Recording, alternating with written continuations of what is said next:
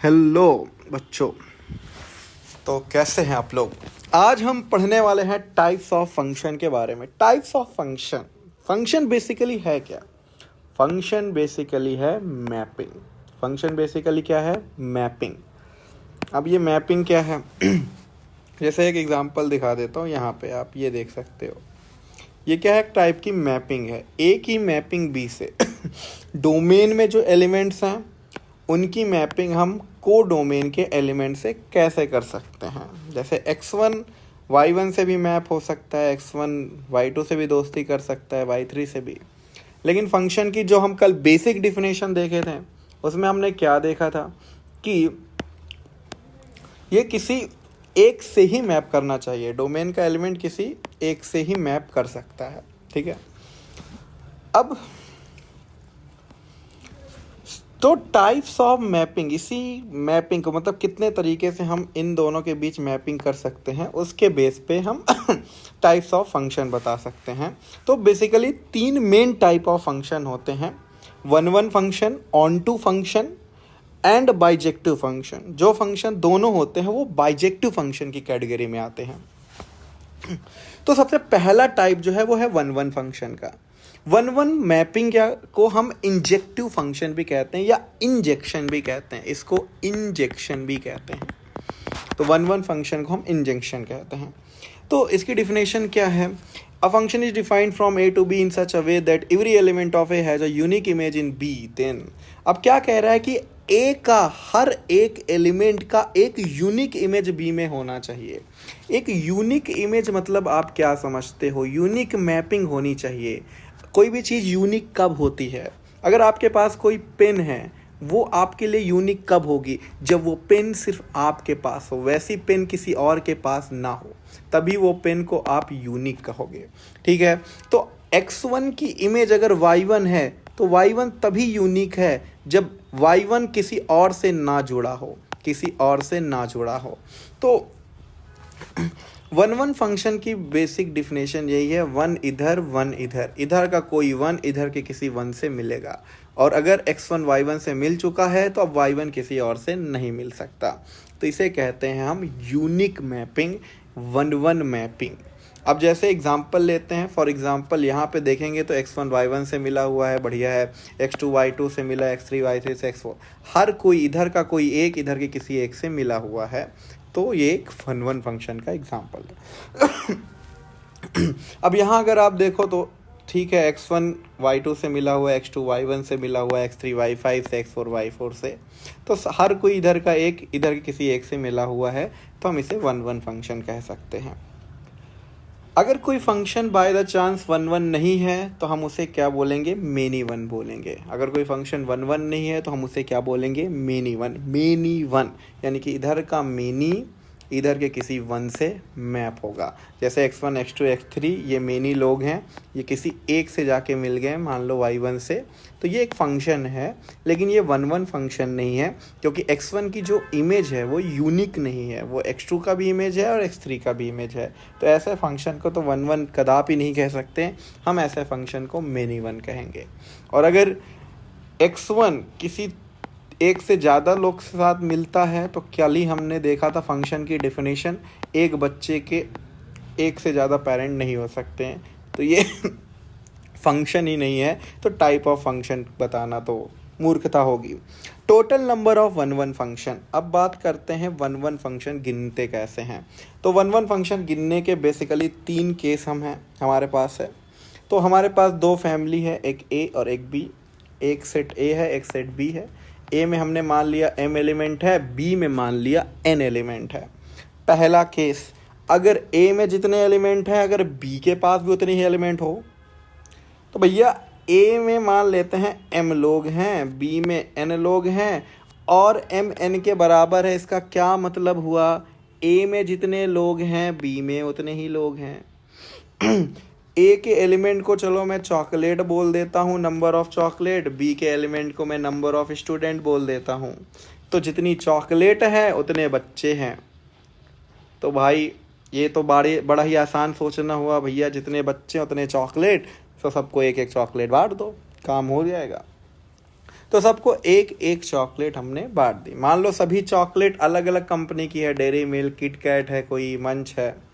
तो पहला जो बच्चा आप पकड़ोगे, है ना, पहला बच्चा, मान लो ये X1 या कह लो पहली चॉकलेट आपने पकड़ी, तो उस पहली चॉकलेट के पास जितने बच्चे होंगे उतने ऑप्शन है ना, कि वो किसी भी एक बच्चे के पास जा सकती है।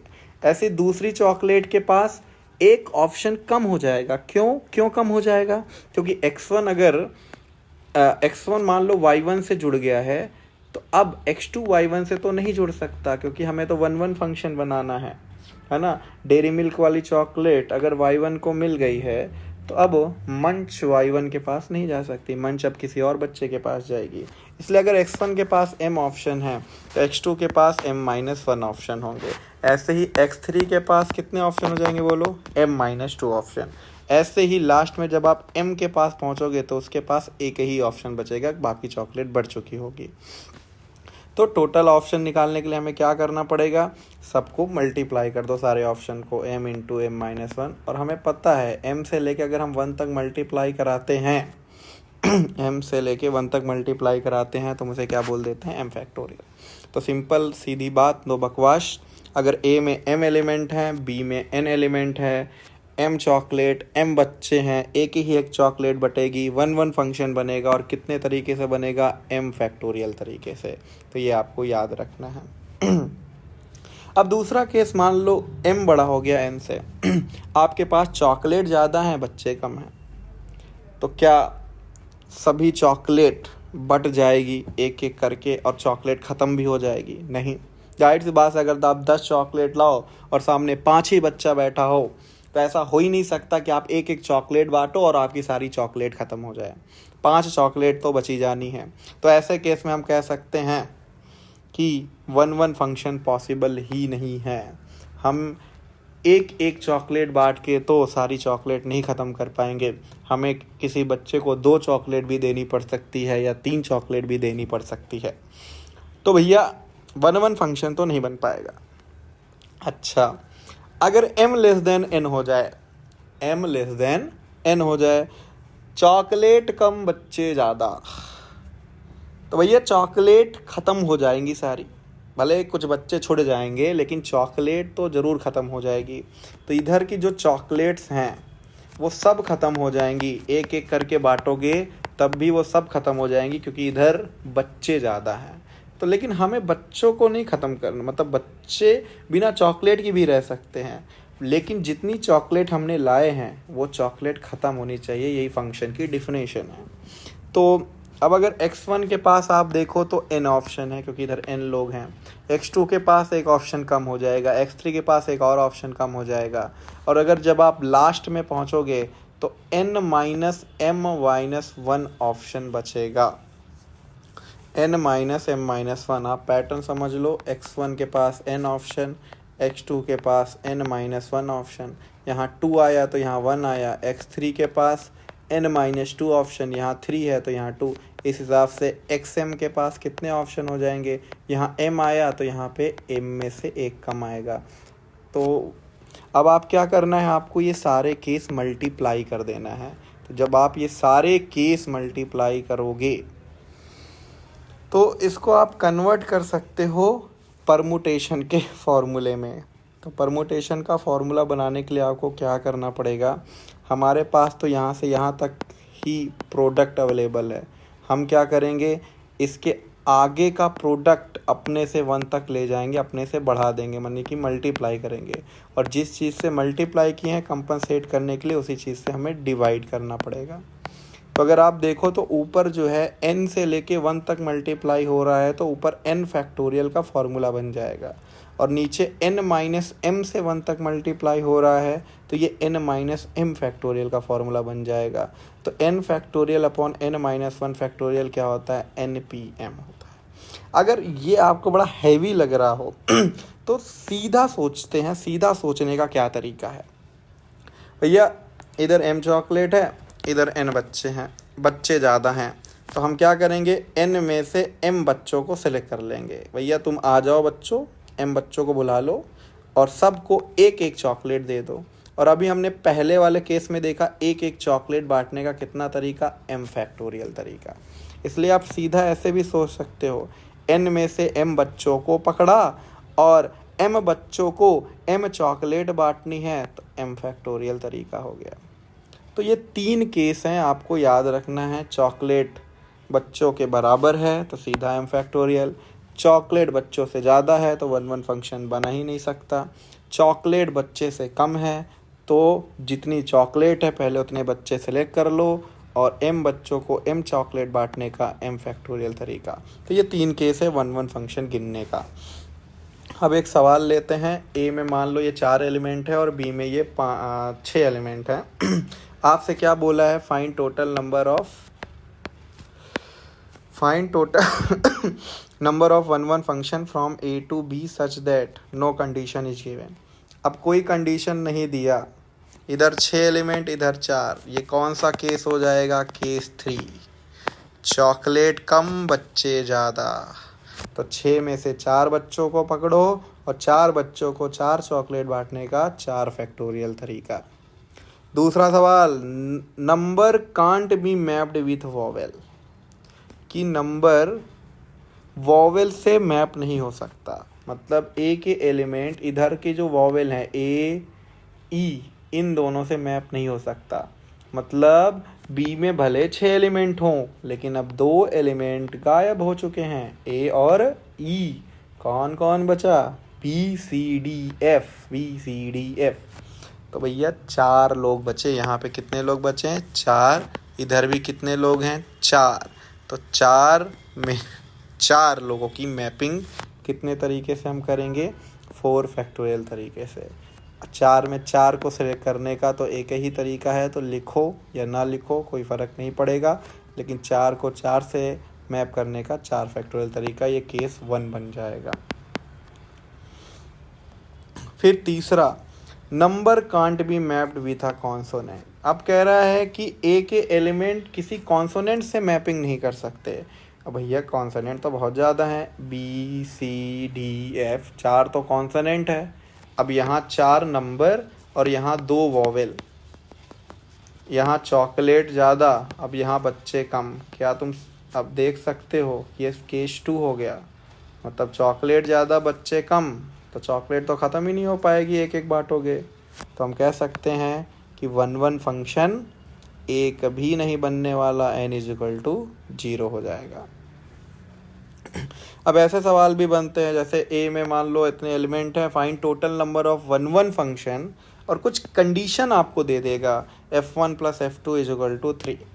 अगर ऐसा है, अगर आपको कुछ कंडीशन दे दे f1 + f2 = 3, तो आप सिंपली क्या करिए, केस बनाइए। केस कैसे बनाएंगे आप इस रिलेशन को सही से लिख लो। जैसे f2 को मैं 3 - f1 लिख दिया। अब f1 समझते हो, f1 का क्या मतलब है, f1 का मतलब है कि हम 1 की मैपिंग किसके साथ करेंगे। मान लो मैंने f1 = 0 लिखा, तो इसका क्या मतलब हुआ, 1 की मैपिंग 0 के साथ होगी। अगर मैं f2 = 1 लिखा, इसका क्या मतलब हुआ, मैं 2 की मैपिंग 1 के साथ करूँगा। तो f1 f2 इसका मतलब समझो, f1 मतलब f1 = 0 मतलब 1 की मैपिंग 0 के साथ, 1 डोमेन में होगा 0 रेंज में होगा। 2 की मैपिंग 1 के साथ, 2 डोमेन a में होगा और 1 b में होगा। लेकिन यहाँ पे a का फंक्शन a के साथ ही है तो दोनों तरफ a ही आएगा। तो आपको क्या करना है, केसेस बनाना है। जैसे मैंने f1 को 0 रखा तो f2 कितना हो गया, 3। f1 को 1 रखा तो f2 कितना हो गया, 2। f1 को 3 रखा तो f2 कितना हो गया, 0। तो ये ऐसा कुछ हो गया। अब आपने देखा कि भैया 3 केस पॉसिबल है f1 और f3 में जो कंडीशन लिया। लेकिन ये भी तो सोचो भाई कि ये कंडीशन सिर्फ f2 और f1 में ही खेल रहा है, लेकिन यहाँ डोमेन में f2 और f1 मतलब 2 और 1 के अलावा भी बाकी लोग हैं, 0 3 4। इन तीनों में कोई कंडीशन नहीं है। तो भैया जैसे मैंने ये 3 केस लिया, मैंने 1 को 0 से मैप कर दिया, 2 को 3 से मैप कर दिया। अब यहाँ जो 0 3 4 बचा, वो क्या देखेंगे, इधर 1 2 और 4, इधर भी 3 लोग बचे हैं, इधर भी 3 लोग, तो इधर के 3 इधर के 3 से मैपिंग करेंगे। कितने तरीके से करेंगे, 3 फैक्टोरियल तरीके से। और कितने केस हैं ऐसे, 3 केस हैं, तो तीनों केस में कितना तरीका होगा, 3 फैक्टोरियल तरीका, इसलिए 3 का मल्टीप्लाई किससे कर देंगे, 3 फैक्टोरियल से। तो आपको सिंपली क्या बनाना है, केस बनाओ, केस गिन लो, और जिनमें कोई कंडीशन नहीं है उनके वो कितने फंक्शन बना रहे होंगे, वो कितने तरह से मैप कर रहे होंगे, वो टोटल केस में ले जाके मल्टीप्लाई कर दो, तो आपका आंसर आ जाएगा। अब एक जो सबसे ज़रूरी सवाल उठता है, how to identify a 1 1 function. भैया एक 1 1 फंक्शन को पहचाने कैसे, इसके भैया एक नहीं, दो नहीं, बल्कि 3 तरीके हैं। इफ़ पहला तरीका, आपने 2 अपने से रैंडम इनपुट लिए x1 और x2, और आप कह रहे हो कि x1 पे फंक्शन जो वैल्यू दे रहा है x2 पे भी वही वैल्यू मिल रही है। f(x1) और f(x2) दोनों सेम वैल्यू दे रहे हैं, यानी कि 2 पे जो वैल्यू मिल रही है वो 4, ऐसा नहीं कहेंगे, x1 पे जो वैल्यू मिल रही है वही x2 पे मिल रही है। अगर कोई ऐसा कह रहा है और साथ में ये भी कह रहा है कि भैया ये 1 1 फंक्शन है, तो ऐसा तो हो ही नहीं सकता 1 1 फंक्शन में कि किसी 2 इनपुट पे सेम आउटपुट मिल जाए, वो तो मेनी वन फंक्शन की निशानी है। तो ये तभी ट्रू हो सकता है, इसका एक ही सोल्यूशन पॉसिबल है कि ये जो इनपुट है वो भी बराबर हो। आउटपुट तभी बराबर होगा जब इनपुट बराबर हो, अगर इनपुट अलग है तो आउटपुट भी अलग होगा, तभी वो 1 1 फंक्शन कहला सकता है। फॉर एग्ज़ाम्पल जैसे f(x) = 3x³ है, तो मैंने x1 अपने से इनपुट लिया 3x1³ और x2 अपने से इनपुट लिया, और फिर मैंने कहा कि f(x1) बराबर है f(x2) के। अब इसको अगर आप सॉल्व करोगे तो आपको दिखेगा x1³ x2³ के बराबर आ रहा है। तो अगर x1³ x2³ के बराबर आ रहा है, मतलब x1 = किसके बराबर आ जाएगा, x2 के। तो सिंपली आपको यही करना है, x1 और x2 अपने से पुट करो और दोनों फंक्शन को आमने सामने रख दो, f(x1) = f(x2) आपको दिख जाएगा। अगर x1 = x2 तो मुबारक हो, ये 1 1 फंक्शन है, और अगर ये नहीं दिख पाया तब भी मुबारक हो, ये मेनी वन फंक्शन है, वो 1 1 नहीं है। अब दूसरा तरीका है ग्राफिकल मेथड।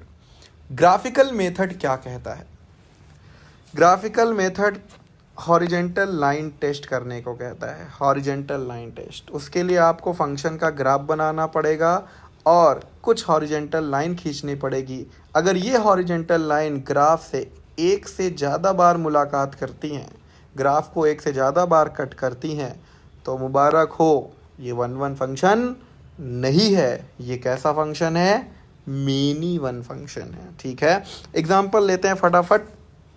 जैसे y = x² है, उसका ग्राफ तो बच्चा जानता है, y = x² का ग्राफ ऐसा होता है।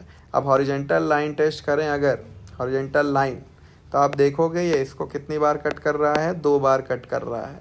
और अभी हमने क्या देखा, अगर एक से ज़्यादा बार कट करता है, एक से ज़्यादा बार कट करता है, तो वो 1 1 नहीं बल्कि कैसा फंक्शन है, मेनी वन फंक्शन है।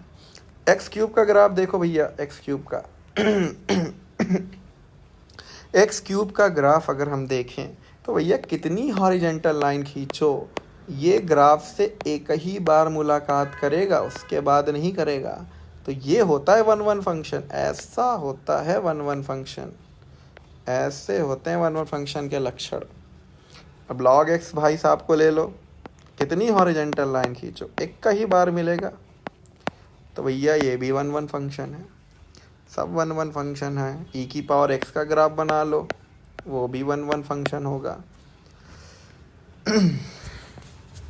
अब मान लो ये भी 2 मेथड से आपका पेट नहीं भर रहा है, पहला मेथड भी आपको ट्रिकी लगा, दूसरा आपका ग्राफ बनाने में लोड आ रहा है, तो ले लो भैया तीसरा मेथड। तीसरा मेथड के लिए आपको डिफरेंशिएशन आना चाहिए। अगर कोई फंक्शन हमेशा बढ़ता ही जा रहा है, स्ट्रिक्टली इंक्रीजिंग है, या कोई फंक्शन हमेशा घटता ही जा रहा है, स्ट्रिक्टली डिक्रीजिंग है, then this is definitely a 1 1 function. हमेशा जो बढ़ता ही जा रहा है या हमेशा जो घटता ही जा रहा है, वो 1 1 फंक्शन की कैटेगरी में आएगा। जैसे यहाँ एग्जांपल ले लो, एक्स क्यूब हमेशा बढ़ता ही जाता है, इसलिए देखो ये 1 1 की कैटेगरी में आ रहा है। लॉग एक्स भी देखो हमेशा बढ़ता ही जाता है, तो देखो ये 1 1 की कैटेगरी में आ रहा है। ये भाई साहब पहले घटे फिर बढ़ें, अगर घटो फिर बढ़ो, अब देखो ये 2 बार कट करने लगा, इसीलिए ये मिनी 1 हो गया। तो या तो बढ़ते ही जाओ या तो घटते ही जाओ, तभी आप 1 1 फंक्शन कहलाओगे। अब भैया इसको पता कैसे करेंगे? जो फंक्शन है ना उसका डिफरेंशिएशन करो, एफ डैश एक्स निकालो, और अगर आप दिखा दिए कि आपका एफ डैश एक्स जो है वो हमेशा पॉजिटिव है, जो भी एक्स या जो भी डोमेन अवेलेबल है उसमें एफ डैश एक्स पॉजिटिव है, तो आप कह सकते हो कि ये स्ट्रिक्टली इंक्रीजिंग फंक्शन है। इसको रिलेट कर सकते हो आप कि ज़िंदगी में जिसका एटीट्यूड पॉजिटिव होता है, पॉजिटिव एटीट्यूड के साथ जो रहता है वो हमेशा बढ़ता जाता है, आगे बढ़ता जाता है, और जिसका एटीट्यूड निगेटिव होता है वो हमेशा घटता जाता है। तो फंक्शन का एटीट्यूड उसका डेरिवेटिव होता है, आप पढ़ोगे आगे चल के कैलकुलस में। तो अगर एफ डैश एक्स पॉजिटिव है तो ये स्ट्रिक्टली इंक्रीजिंग फंक्शन हो जाएगा, अगर एफ डैश एक्स नेगेटिव है तो स्ट्रिक्टली डिक्रीजिंग फंक्शन हो जाएगा। और दोनों ही केस में ये कैसा फंक्शन कहलाएगा? 1 1 फंक्शन कहलाएगा। एग्जाम्पल की बातें समझते, एग्जाम्पल से समझते हैं। तो y इक्वल टू ए की पावर एक्स हमने फंक्शन ले लिया। वैसे ग्राफ से आपको डायरेक्ट दिखेगा कि ये 1 1 फंक्शन है, लेकिन चलो इस मेथड से प्रूफ करते हैं। तीनों मेथड से यहाँ प्रूफ कर दिया मैंने। पहला मेथड, अगर मैं e की power x1 is equal to A के पावर x2 लिखा तो आपको सिंपल, अगर बेस सेम है तो पावर भी सेम होना पड़ेगा, x1 is equal to x2 आ गया, तो मेथड 1 वेरीफाइड है कि ये 1 1 फंक्शन है। मेथड 2 क्या कहता है कि आप एक ग्राफ बना लो और हॉरिजॉन्टल लाइन टेस्ट करो, और एक ही बार कट कर रहा है तो यहाँ से भी दिख गया कि ये 1 1 फंक्शन है। मेथड 3 कैसे अप्लाई करेंगे? आपको क्या करना पड़ेगा? आपको इसको डिफरेंशिएट करना पड़ेगा, और हमें पता है e की पावर x का डिफरेंशिएशन e की पावर x होता है, और e की पावर x हमेशा पॉजिटिव होता है। तो ऐसे केस में ये कैसा फंक्शन हो गया? स्ट्रिक्टली इंक्रीजिंग फंक्शन हो गया, या कह सकते हैं मोनोटोनिक फंक्शन हो गया। स्ट्रिक्टली इंक्रीजिंग और मोनोटोनिक फंक्शन। अब जैसे f x is equal to x upon 1 plus x लिखा हुआ है, ऐसा कुछ, तो अगर f x upon 1 plus x ऐसा कुछ लिखा हुआ है तो मेथड 1 अगर इसमें लगाए, मेथड 1 के लिए आपको क्या करना पड़ेगा? एफ ऑफ x1 निकालना पड़ेगा जो कि ये है, और एफ ऑफ x2 निकालना पड़ेगा जो कि ये है। दोनों को बराबर करके क्रॉस मल्टीप्लाई करोगे तो आपको दिख जाएगा कि x1 जो है x2 के बराबर है। तो देख लो इसको एक बार अच्छे से। और मेथड 2 देखो हमने क्या किया? डिफरेंशिएट किया।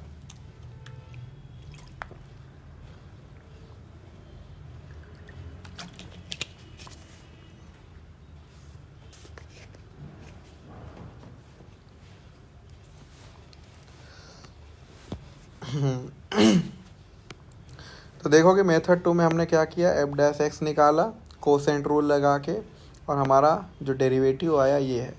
अब 1 अपॉन 1 प्लस एक्स का होल स्क्वायर, आपको दिखेगा कि ये जो है एक ऑलवेज पॉजिटिव नंबर है, क्योंकि 1 प्लस एक्स की पावर में क्या लगा हुआ है? 2। तो ये क्या है? ऑलवेज पॉजिटिव नंबर है, मतलब हमारा जो डेरिवेटिव है एफ डैश एक्स है वो ऑलवेज क्या है? पॉजिटिव है। तो वही अभी बात हमने करी थी कि अगर F dash x always positive रहता है तो ये कैसा फंक्शन हो जाता है? Strictly increasing function. और स्ट्रिक्टली इंक्रीजिंग फंक्शन को हम क्या घोषित कर सकते हैं? 1 1 फंक्शन। अब जैसे एक पीस वाइज फंक्शन का एग्जांपल ले लो। F x is equal to X है, अगर एक्स 0 से 1 के बीच में आ रहा है, x 0 से 1 होगा, मतलब x की वैल्यू अगर आप 0 से 1 लोगे तो function f x is equal to x हो जाएगा। मतलब फंक्शन अपना रूप बदल रहा है जैसे जैसे x अपनी वैल्यू बदल रहा है। x अगर 1 से 2 के बीच है तो फंक्शन x नहीं बल्कि x स्क्वायर बन जाएगा। अगर x 2 से 3 के बीच में है तो फंक्शन x क्यूब बन जाएगा। तो मतलब फंक्शन 3 पार्ट में बटा हुआ है। तो f x is equal to x, अगर एक्स 0 से 1 के बीच में है तो f x is equal to x का ग्राफ हमने बना दिया।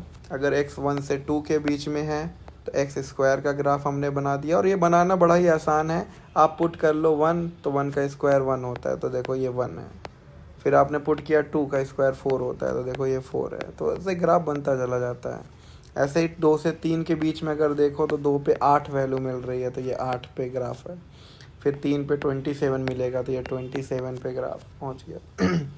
तो अगर आप सही से देखो तो हॉरिजेंटल लाइन टेस्ट को ये ग्राफ पास करेगा, और हम कह सकते हैं इसलिए ये कैसा फंक्शन है, 1-1 फंक्शन है।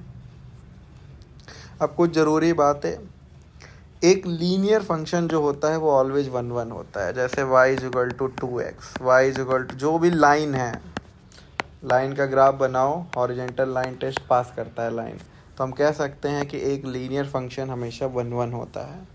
अगर इस तरीके का कुछ फंक्शन मिल गया polynomial x minus a to the power n, और n जो है वो ऑड नंबर है, जैसे x माइनस 1 का whole cube, x cube, x minus 5 की पावर 5, x माइनस 2 की पावर 7, तो इस तरह के जो फंक्शन हैं ये भी ऑलवेज 1-1 होते हैं, 1-1 फंक्शन होते हैं। If x square x to the power n, और यही है कि अगर x की पावर n इवन नंबर आ गया, मॉड x आ गया, तो मॉड x वगैरह का अगर आप ग्राफ देखोगे तो आपको दिखेगा कि ये y एक्सिस के अराउंड सिमेट्रिक होते हैं। एक्स स्क्वायर का ग्राफ भी देखो y एक्सिस के अराउंड सिमेट्रिक होते हैं। तो ऐसे फंक्शन अगर प्रेजेंट, ऐसे एक्सप्रेशन, तो मोस्ट प्रोबेबली वो फंक्शन जो होगा वो मेनी वन फंक्शन होगा। वो बाकी के टर्म में भी डिपेंड करेगा। हाँ, अगर सिर्फ ऐसे ही टर्म पड़े हुए हैं, जैसे x square plus x to the power 4, ऐसे ही टर्म पड़े हुए हैं, तो ये जाहिर सी बात है y के अराउंड सिमेट्रिक ही ग्राफ बनाएगा। और ऐसा फंक्शन जो होगा वो कभी भी 1-1 नहीं होगा, हमेशा वो कैसा होगा, मेनी वन फंक्शन होगा। कांस्टेंट फंक्शन तो भैया हर x पे सेम वैल्यू देता है। ये तो हॉरिजेंटल लाइन खींचोगे तो इनफाइनाइट सॉल्यूशन देने लग जाएगा। तो ये 1-1 नहीं होता, ये क्या होता है, मेनी वन होता है, नॉट a 1-1 लिखा हुआ है। All periodic function like trigonometric function, fractional part, अभी आगे चल के पीरियोडिक फंक्शन बताऊंगा। तो फ्रैक्शनल पार्ट है जैसे साइन कॉस है ग्राफ इनका, इस तरह के फंक्शन कभी भी 1-1 नहीं हो सकते। साइन का भी ग्राफ देखो आप, तो क्या इस ग्राफ को देख के आप बोल सकते हो कि ये 1-1 है? नहीं, क्योंकि हॉरिजेंटल लाइन खींचोगे एक नहीं बल्कि अनंत बार मिलेगा, तो ये 1-1 फंक्शन तो नहीं होता। तो ये कैसा फंक्शन हो जाएगा, मेनी वन। अब मान लो आपको मेनी वन फंक्शन गिनना है, तो ये बड़ा ही कॉमन सेंस वाली बात है। टोटल फंक्शन गिनना आपको पता है, n की पावर m, b की पावर a, उसमें से आप क्या माइनस कर दो, टोटल नंबर ऑफ 1-1 फंक्शन। अब आप ये मत पूछना कि सर 1-1 फंक्शन कैसे गिनेंगे, अभी 3 केस इसी का तो पढ़ के आए हैं कि 1-1 फंक्शन कैसे गिनते हैं। तो 1-1 फंक्शन गिनना तुम्हें आता है, टोटल फंक्शन निकाल लो, माइनस कर दो 1-1 को, आ जाएगा मेनी वन फंक्शन। तो ये पहला टाइप ख़त्म हुआ 1-1 फंक्शन का। अब दूसरे टाइप पे आते हैं, on to function, on to mapping, जिसे हम सर्जेक्शन कहते हैं। ऑन टू फंक्शन भाई सिंपल सी यही बात कहता है कि फंक्शन तभी है जब डोमेन के सारे एलिमेंट यूज़ हो गए और इधर के किसी एक एलिमेंट से मिल गए। ऑन टू फंक्शन क्या कहता है मुझे फ़र्क नहीं पड़ता फंक्शन 1-1 है कि मेनी वन, तुम बस को डोमेन के सारे एलिमेंट यूज़ करा दो, बी वाला एक भी एलिमेंट बचना नहीं चाहिए। अगर ऐसा है तो मैं उसे ऑन टू फंक्शन घोषित कर दूंगा। तो ऑन टू फंक्शन को डोमेन की बात करता है, डोमेन के तो सारे एलिमेंट यूज़ होने ही चाहिए क्योंकि फंक्शन है तभी। और अगर डोमेन के साथ साथ को डोमेन के भी सारे एलिमेंट यूज़ हो गए तो फिर बल्ले ही बल्ले है, फिर वो ऑन टू फंक्शन भी हो जाएगा। जैसे आप यहाँ देख सकते हो, है ना, सारे को डोमेन के सारे एलिमेंट यूज़ हैं, तो ये है ऑन टू। लेकिन यहाँ पे अगर आप देखो तो बेचारा वाई फाई छूट गया है, तो ये ऑन टू नहीं है। और जो ऑन टू नहीं होता उसे हम इनटू कहते हैं। If not on to then आप उसे क्या कहोगे, इनटू। अब जैसे इसके कुछ एग्जांपल आपको बता देता हूँ। जैसे मैंने एक फंक्शन डिफाइन किया रियल नंबर से रियल नंबर में, तो f x is equal to sine x लिखा है। अब कभी भी ऐसा लिखा हो तो ये जो दूसरा वाला है ना ऑन टू फंक्शन चेक करने के लिए, दूसरा वाला बड़ा इंपॉर्टेंट है। ये जो है ये कोडोमेन होता है। ये है क्या है, कोडोमेन होता है। अगर यहाँ पे जो फंक्शन लिखा है उसकी रेंज इस कोडोमेन के बराबर हो तो हम इस फंक्शन को ऑन टू फंक्शन कह देंगे। लेकिन दिक्कत क्या है, यहाँ पे कोडोमेन कौन है, रियल नंबर। और हमें पता है साइन एक्स की हैसियत क्या होती है, -1 से +1 होती है। साइन एक्स की जो रेंज होती है वो -1 से +1 होती है।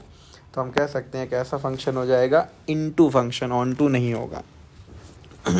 ऐसे ही यहाँ पे कोडोमेन रियल नंबर है और एक्स स्क्वायर की रेंज तो हमें पता है, एक्स स्क्वायर कभी नेगेटिव होता नहीं है तो पूरा रियल नंबर दे ही नहीं पाएगा। तो ये भी कैसा फंक्शन हो गया, इनटू। अब यहाँ कोडोमेन क्या है, आर पॉजिटिव, और हमें पता है e⁻x पॉजिटिव नंबर देता है हमेशा, आर पॉजिटिव। तो इसका कोडोमेन और रेंज दोनों बराबर है, इसलिए ये ऑन टू फंक्शन हो गया। अब यहाँ देखो तो कोडोमेन में क्या है, पूरा का पूरा रियल नंबर, और हमें पता है log x की जो रेंज होती है वो भी पूरा का पूरा रियल नंबर होता है। तो यहाँ रेंज और कोडोमेन बराबर है, इसलिए ये भी ऑन टू फंक्शन हो गया। तो अगर देख सकते हो यहाँ कुछ एग्जांपल्स हैं, जैसे मैंने एक एग्जांपल ले लिया, f(x = x², r 0 से इन्फिनिटी चेक करना है ये कैसा फंक्शन है। तो पहली बात अभी हमने देख के आया है कि x² जो होता है वो मेन इवन फंक्शन होता है, 1 तो नहीं होता। और x² की जो रेंज होती है वो 0 से इन्फिनिटी होती है। तो इसका कोडोमेन भी 0 से इन्फिनिटी है और रेंज भी 0 से इन्फिनिटी है। तो इसलिए हम कह सकते हैं कि ये ऑन टू फंक्शन है, ये ऑन टू फंक्शन है। ठीक है। अब दूसरा सवाल, एक ये 1/3x - 5 है। तो 1 एक लीनियर फंक्शन है, तो लीनियर फंक्शन जनरली 1 होते ही हैं, अभी भी हमने देखा था। फिर भी हम इसको क्रॉस वेरीफाई कर सकते हैं। f' निकालो तो आपको दिखेगा ये कुछ ऐसा आ रहा है इसका डिफ्रेंशिएशन, और इसका डिफ्रेंशिएशन जो आ रहा है वो ऑलवेज निगेटिव आ रहा है। ठीक, तो इसलिए ये कैसा फंक्शन हो गया, स्ट्रिक्टली डिक्रीजिंग। और स्ट्रिक्टली डिक्रीजिंग हो गया तो भैया ये 1 बाय डिफ़ॉल्ट हो गया। 1 तो हो गया, लेकिन क्या ये ऑन टू होगा। अब ऑन टू के लिए इसका कोडोमेन देखना पड़ेगा। इसका कोडोमेन तो भैया पूरा का पूरा रियल नंबर है।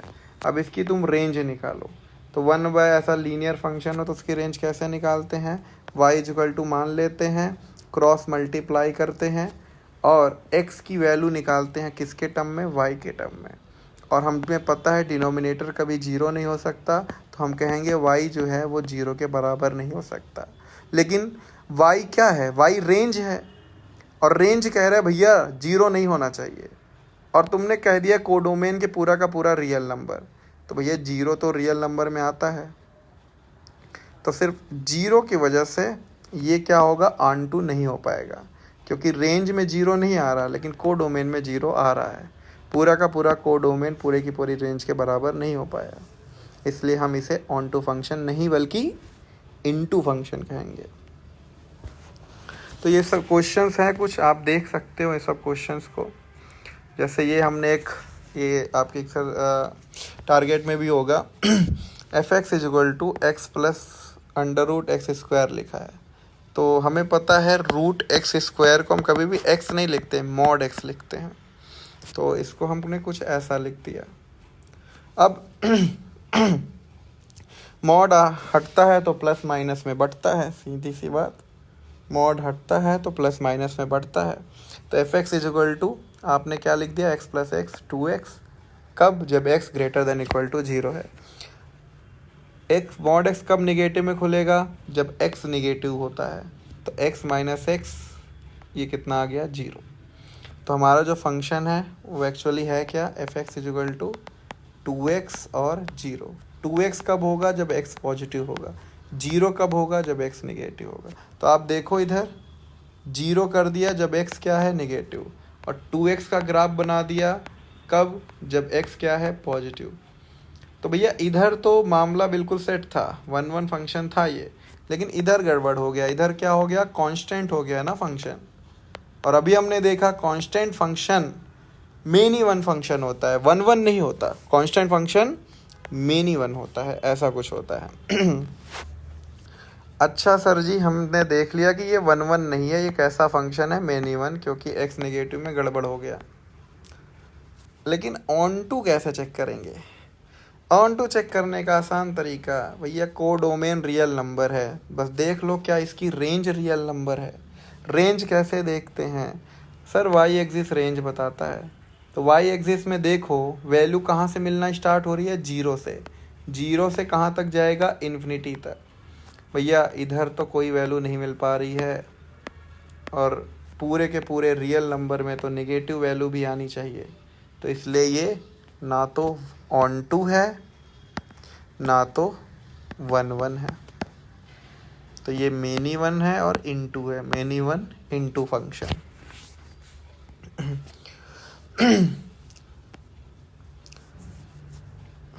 तो आपको ऐसे ही, जैसे ये क्वेश्चन है, इसमें भी चेक करना है कि ऑन टू है कि नहीं, वन वन है कि नहीं।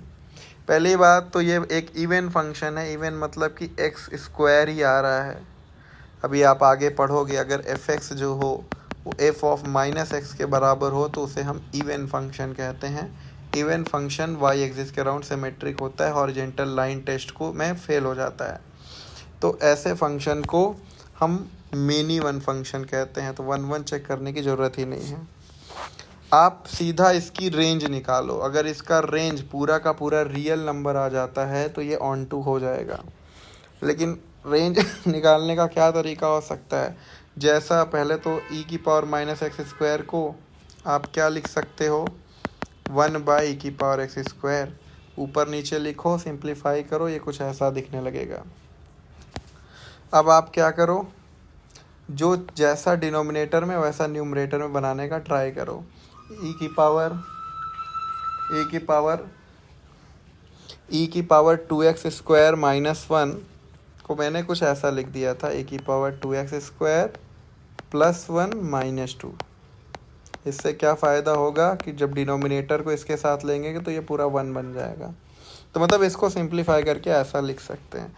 ऐसा हमने इसलिए लिखा क्योंकि हम इसकी रेंज निकाल सकते हैं, फिर उसको तो वन से माइनस करा ही सकते हैं। ई की पावर टू एक्स स्क्वायर हमें पता है ये जो है ये कहाँ से कहाँ लाई करेगा।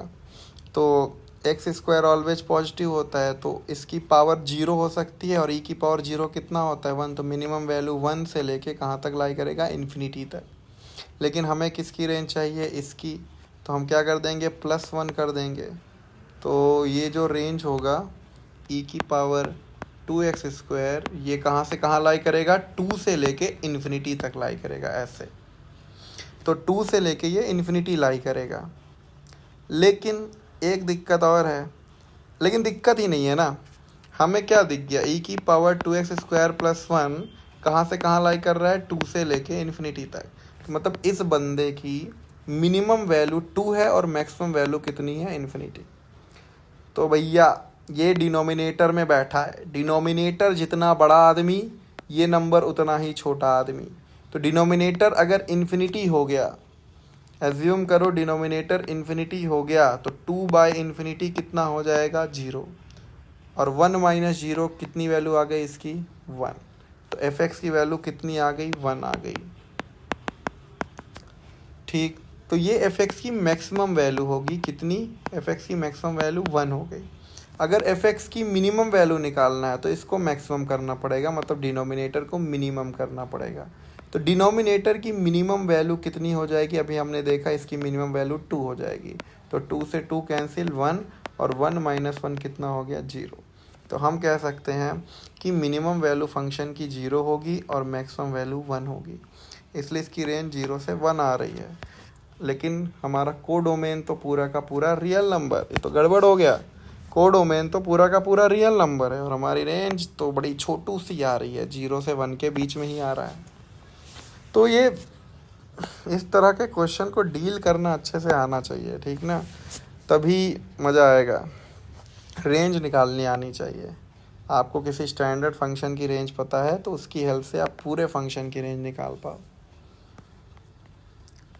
अब जो मेन चीज़ है वो है total number of on to function. तो इसमें भी 3 केस बनेंगे।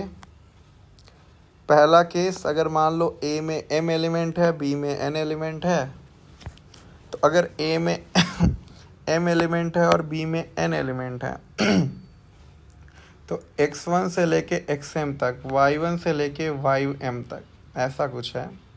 तो m एलिमेंट इधर भी, m एलिमेंट इधर भी। तो 1-1 फंक्शन में जैसा सोचा था बिल्कुल, चॉकलेट और बच्चे अगर बराबर हैं, जितने चॉकलेट उतने बच्चे, बच्चे को भी, अब देखो ऑन टू फंक्शन में 1-1 में तो हम कहते थे चॉकलेट ख़त्म हो जाए, ऑन टू में क्या कहेंगे, चॉकलेट भी ख़त्म हो जाए और सभी बच्चे को भी चॉकलेट मिल जानी चाहिए, कोई बच्चा बिना चॉकलेट के ना जाए। तो अब भैया 5 चॉकलेट हैं, 5 बच्चे हैं, तो कुछ सोचने नहीं है, सबको एक एक चॉकलेट दे दो, चॉकलेट भी ख़त्म और सब बच्चों को चॉकलेट भी मिल जाएगी। इसलिए इसका तरीका कितना बनेगा, m फैक्टोरियल ही बनेगा। तो 1-1 फंक्शन और 1-2 फंक्शन दोनों सेम ही काउंट होगा। दूसरा केस, मान लो चॉकलेट कम पड़ जाए और बच्चे ज़्यादा हों। चॉकलेट कम है, चॉकलेट 10 हैं और बच्चे 20 हैं, तो क्या तुम्हें लगता है कि सभी बच्चे को चॉकलेट मिल पाएगी? नहीं, एक एक चॉकलेट भी बांटोगे तब भी 10 ही बच्चे चॉकलेट ले पाएंगे, बाकी 10 बच्चों को तो नहीं मिल पाएगी। तो हम कह सकते हैं कि ऑन टू फंक्शन नहीं बन पाएगा। अब तीसरा केस, चॉकलेट ज़्यादा हैं आपके पास और बच्चे कम हैं, चॉकलेट 20 हैं और बच्चे मान लो 10 हैं। तो ऐसे केस में 1-1 फंक्शन तो नहीं बन पाएगा, लेकिन ऑन टू ज़रूर बन सकता है। कैसे? हम एक चॉकलेट दे के तो चॉकलेट नहीं ख़त्म कर पाएंगे। हाँ, हम कहेंगे चलो एक बच्चे को 2 चॉकलेट दे देते हैं, 2-2 दे के ख़त्म कर सकते हैं, या किसी को 3 चॉकलेट दे दिया, किसी को 4, किसी को 1, ऐसा करके मतलब चॉकलेट तो ख़त्म कर सकते हैं और सभी बच्चों को चॉकलेट मिल भी सकती है। तो ऑन टू फंक्शन तो बन सकता है यहाँ पे, लेकिन 1-1 नहीं बन सकता, क्योंकि एक एक चॉकलेट दे के तो चॉकलेट नहीं ख़त्म की जा सकती 20 चॉकलेट 10 लोग को बांटने में। तो भैया इसको करने का एक तरीका होता है इंक्लूजन एक्सक्लूजन प्रिंसिपल। ये आप ये वाले फार्मूले से भी सोच सकते हो। सेट में ये फार्मूला पढ़ा था, क्या था, Na + Nb + Nc। आपने इन तीनों को जोड़ा था, फिर आपने 2 को माइनस किया था, B and C, C and A। फिर आपने क्या किया था, प्लस 3 का इंटरसेक्शन ऐड किया था। तो अगर आप देखो तो पहले प्लस चला, फिर माइनस माइनस चला, फिर प्लस चला। तो कुछ वैसा ही यहाँ पे है। आप इस फॉर्मेट में इस इंक्लूजन एक्सक्लूजन प्रिंसिपल के फॉर्मूले को याद रखो। पहला केस हम लेंगे कि जब यहाँ का एक भी एलिमेंट ना छूटे कोडोमेन का, NC, मतलब ये टोटल केस है। टोटल केस है कि x1 के पास n ऑप्शन है, x2 के पास भी n है, x3 के पास भी n ऑप्शन है, xm के पास भी n ऑप्शन है। तो टोटल फंक्शन अभी हमने देखा क्या होता है, b की पावर है, यानी n की पावर m होता है टोटल फंक्शन। लेकिन उनमें से हमें वो केस हटाना पड़ेगा जब एक एलिमेंट छूट गया हो, फिर वो केस ऐड करना पड़ेगा जब 2 एलिमेंट छूट गया हो। फिर ये ऐसा ही है इंक्लूजन एक्सक्लूजन प्रिंसिपल जो हम A union B union C के फॉर्मूले में अप्लाई करते हैं। तो आपको बस बेसिकली याद रखना है प्लस माइनस ऐसा चलता जाएगा। NC, यहाँ पे जो नंबर आएगा वही n में माइनस होगा। जैसे NC 1 आया तो n में 1 माइनस होके पावर तो हर जगह m आने वाली है। और ये कहाँ तक चलेगा, जब तक टर्म 0 ना हो जाए। जहाँ पे 0 बनने लगे वहीं पे छोड़ दो। जैसे ये है, find total number of on to function from A to B। A में ABCD ये है, B में 1 2 3 ऐसा लिखा है, A में 4 एलिमेंट है और B में 3 एलिमेंट है। तो टोटल नंबर ऑफ फंक्शन 3 की पावर 4 माइनस, वही वाला देखो फॉर्मूला लग रहा है, 3C1 किया, अब 3 में 1 माइनस किया, पावर 4 जिंदाबाद। प्लस आएगा क्योंकि यहाँ माइनस आ चुका, 3 में से 2 लोग को पकड़ा, फिर 3 में 2 को माइनस किया, पावर 4 जिंदाबाद। अब 3 माइनस 3C3, अब 3 माइनस 3 करोगे बबुआ तो ये 0 नहीं होने लग जाएगा। तो इसलिए हम कह रहे हैं कि ये सिर्फ यहीं तक आएगा, इसके आगे जाओगे तो 0 हो जाएगा। इसको सॉल्व कर लेना तो 36 आ जाएगा आंसर, है ना। ये यहाँ पे वही बताया हमने इंक्लूजन एक्सक्लूजन प्रिंसिपल के बारे में। सेट थ्योरी से ही आया है वो रिज़ल्ट। तो रिज़ल्ट में उतना कैसे आया वो इंटरेस्ट मत रखो, इस फॉर्मूले के बस पैटर्न को समझ लो। ये फॉर्मूला याद रहेगा तो क्वेश्चन ज़रूर हो जाएगा फटाफट, है ना। फिर लास्ट टॉपिक पे आज के आते हैं, बाइजेक्टिव फंक्शन। ऐसा फंक्शन जो 1 1 भी हो ऑन टू भी हो, 1 1 वाली खूबी भी हो ऑन टू वाली खूबी भी हो, ऐसे फंक्शन को हम बाइजेक्टिव फंक्शन कहते हैं। जैसे f(x) = x³ लिया r से r में, तो अभी हमने देखा x³ जो होता है हॉरिजेंटल लाइन टेस्ट को पास करता है, तो ये 1 1 फंक्शन है। ऑन टू है कि नहीं ये चेक करने के लिए हमने देखा भैया कोडोमेन रियल नंबर है और x³ की रेंज भी रियल होती है, तो कोडोमेन रियल नंबर बराबर, यानी कि ये ऑन टू फंक्शन। चलो ये बताओ e⁻x, अब इसका कोडोमेन क्या है, r पॉजिटिव। हमें पता है e⁻x की रेंज भी क्या होती है, r पॉजिटिव, तो ऑन टू फंक्शन है। और e⁻x का ग्राफ भी देखोगे तो आपको दिख जाएगा ये कैसा फंक्शन है, 1 1 फंक्शन है। अब sin x का अगर ले एग्जाम्पल, तो हमने क्या किया, देखो डोमेन -π/2 से π/2 ही लिया, क्योंकि अगर आप साइन का ग्राफ देखो, इधर बना रहा हूँ -π/2 से π/2 में, -π/2 यहाँ आता है, ऐसा जाएगा, गलत हो रहा है, ऐसा कुछ आएगा -π/2 से π/2 में। ये क्या है, -π/2 और ये क्या है, π/2। तो अगर आप देखो इसमें हॉरिजेंटल लाइन टेस्ट पास करेगा तो ये 1 1 फंक्शन है और अपनी पूरी रेंज दे रहा है -1 से +1, और कोडोमेन में भी अपनी इसकी पूरी रेंज है -1 से +1, तो कोडोमेन और रेंज भी बराबर है, तो ये 1 1 भी फंक्शन है, ऑन टू भी फंक्शन है, इसलिए हम कह सकते हैं कैसा फंक्शन हो गया, बाइजेक्टिव फंक्शन। तो यहाँ पे कुछ क्वेश्चन है, आप देख सकते हो। जैसे एस में मान लो 6 एलिमेंट है, कह रहा है probability that choose an on to function is 1 1 function, मतलब कि इसकी क्या प्रोबेबिलिटी होगी कि जो फंक्शन सेलेक्ट हुआ है वो बाइजेक्टिव होगा, क्योंकि ऑन टू तो पहले से बोल दिया, फिर 1 1 बोल रहे हैं, ऑन टू 1 1 दोनों, यानी कि बाइजेक्टिव फंक्शन। तो 1 1 ऑन टू दोनों गिनने का सेम ही तरीका है कि हर कोई सिर्फ एक से ही मैच हो, और अभी हमने देखा m लोग m से मैच करेंगे तो m फैक्टोरियल तरीका। तो 1 1 ऑन टू दोनों फंक्शन अगर हो तो मतलब उसका सीधा हम पहला केस 1 याद कर लेना, m फैक्टोरियल यानी कि 6 फैक्टोरियल। तो 1 1 फंक्शन भी 6 फैक्टोरियल तरीके से गिना जाएगा, ऑन टू फंक्शन भी 6 फैक्टोरियल तरीके से। तो प्रोबेबिलिटी निकालना है तो फेवरेबल आउटकम कौन है, 1 1 फंक्शन, और टोटल आउटकम में कौन आएगा, ऑन टू फंक्शन। तो दोनों को डिवाइड कर देना, प्रोबेबिलिटी 1 आ जाएगी, क्योंकि सवाल में दिया था हमारा जो टोटल आउटकम है वो कौन होगा, ऑन टू फंक्शन, और फेवरेबल आउटकम में कौन है, 1 1, तो दोनों सेम ही अमाउंट में है, इसलिए प्रोबेबिलिटी तो 1 है। अब देखो ये सेकेंड पार्ट इसका थोड़ा सही है, G3 = 2 टाइम्स G1 लिखा हुआ है, तो अगर G3 = 2 टाइम्स G1 लिखा हुआ है तो आप फिर से वही काम करो, केस बनाओ, G1 में रख लो।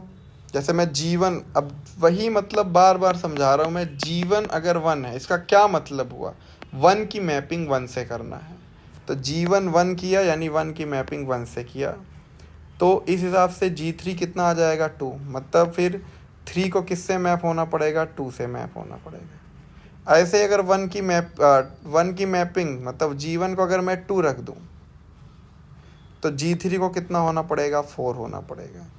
तो ऐसे ही है, G3 को 4 होना पड़ेगा। तो टोटल कितने केस बन गए, अगर आप देखो तो टोटल 3 केस बन गए हैं, 1 2 2 4 3 6।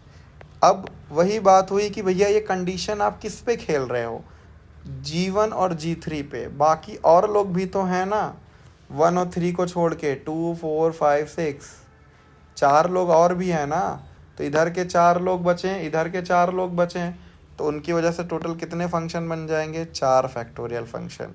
और टोटल केस कितने हैं, 3, हर केस में 4 फैक्टोरियल बनेगा, तो टोटल कितने बन जाएंगे, 3 × 4 फैक्टोरियल।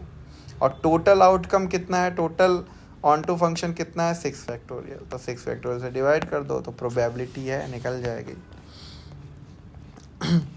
ठीक है, तो ये भी देखो एक मेंस का सवाल है कि आप अपने से ट्राई करना, इसमें सॉल्यूशन है, आप देख सकते हो। यहाँ भी देखो वही है, केस बनाना पड़ेगा। F3 को फिक्स किया कि F3 चलो 0 ले लेते हैं, तो F1 F2 को 3 के बराबर करना पड़ेगा।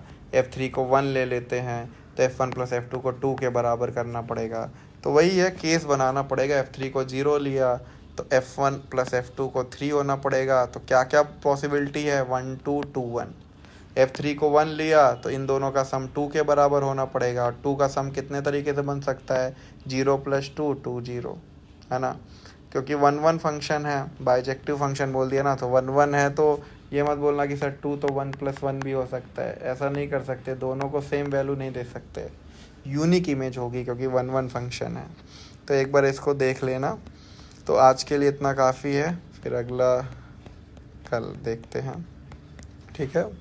अच्छे से देख लेना, डाउट हो तो बताना कुछ।